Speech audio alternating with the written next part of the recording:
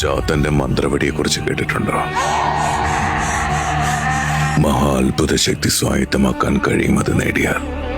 എന്നാൽ അത് നേടണമെങ്കിൽ ചാത്തനെ ബന്ധിക്കണം.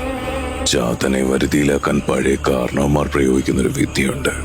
പക്ഷെ അതിന് കാലവും ഭാഗ്യവും ഒരുപോലെ ഒത്തുവരണം. ഒരു ചുവട് പിഴച്ചാൽ മരണം അതിഭയാനക രൂപത്തിൽ മുന്നിലെത്തും. ചാത്തൻ എത്തിക്കും.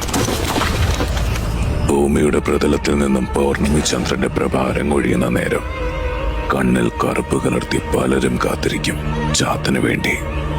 പ്രത്യേകിച്ച് പ്രസവിച്ച പശുവുള്ള വീടുകളുടെ അടുത്തായി. കാരണം പശു പ്രസവിച്ചതിന് ശേഷം വരുന്ന ആദ്യ പൗർണമി ദിവസത്തിലെ 7-ാം യാമത്തിന്റെ അന്ത്യപാദത്തിൽ ചാത്തൻ പശുവിന്റെ അകടിൽ നിന്നും പാല് കുടിക്കുവാനായി വരും.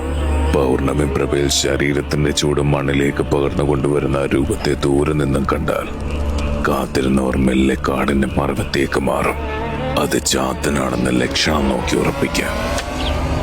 1.25 അടി ഉയരമുള്ള ബാലകരൂപം, കരിരൂപത്തിൽ നിന്നും പുറത്തേക്ക് നിൽക്കുന്ന ഭയപ്പെടുത്തുന്ന ദംഷ്ടക.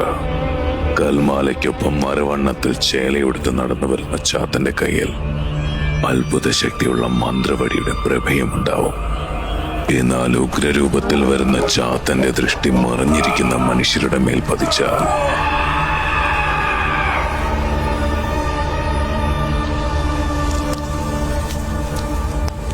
ചാത്തന്റെ ഈ കഥയ്ക്ക് ഒരു 2-ാം ഭാഗം അനിവാര്യമാണ്. ഒപ്പം കനവുകഥയ്ക്കായുള്ള നിങ്ങളുടെ കാത്തിരിപ്പം.